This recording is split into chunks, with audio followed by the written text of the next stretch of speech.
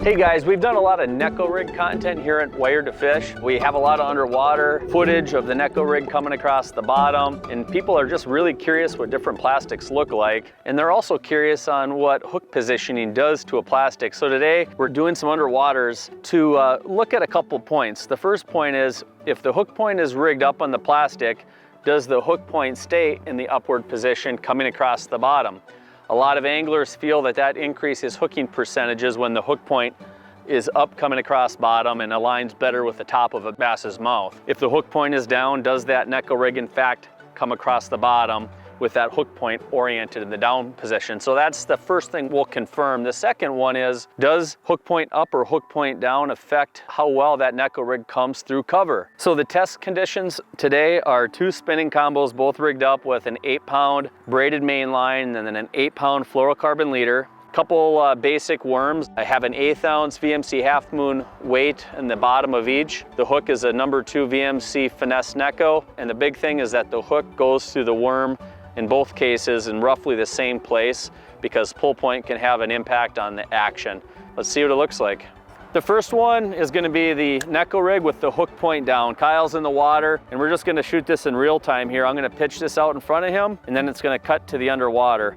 Let's see what that looks like. I'm kind of snagging the grass. That hook point is in direct contact with that cover. It has no protection from that hook shank. And that's one of the benefits of fishing a J hook like this. That longer shank is excellent at kind of protecting that hook point. But here I'm fully exposed to all that bottom cover. Oh, there's a piece of grass there.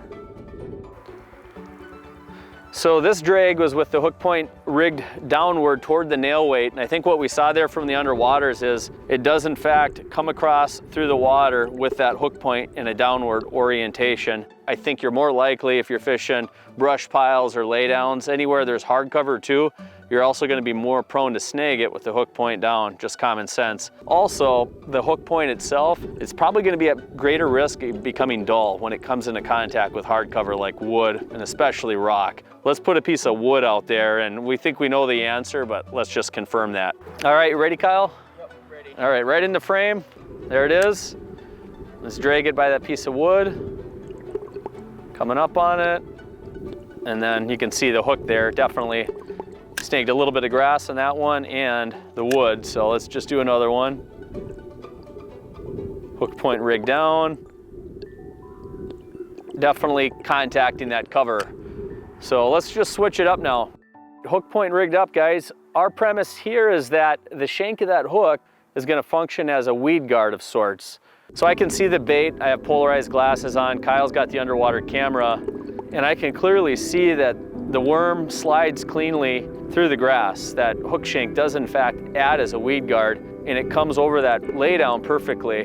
We'll do another pitch over that little piece of wood, and it just makes sense. I mean, it's common sense. That hook shank allows that bait to roll over, and it's essentially protecting that hook point. That's a big factor. That's as much or even a bigger factor than hooking percentages, because when a bass inhales a plastic using negative pressure or a vacuum effect, it's reasonable to assume that this bait tumbles a bit in a bass's mouth. It sucks it in with a bunch of water, blows the water out of its gills. It's likely that that bait's going to move around a little bit. The thought that the hook point up means you're always going to top mouth them, I don't know that to be true, because I've tested by hooking the hook point down like Ike and Ellie likes to do, and hooking percentages are good. It's just a really good bait at hooking, the Neko rig in general. But from a cover standpoint, the less you're fouled on the bottom, that's just more time spent fishing and less time spent re-rigging. So to us, that makes a lot of sense, and that's something that we should all consider when Neko rigging.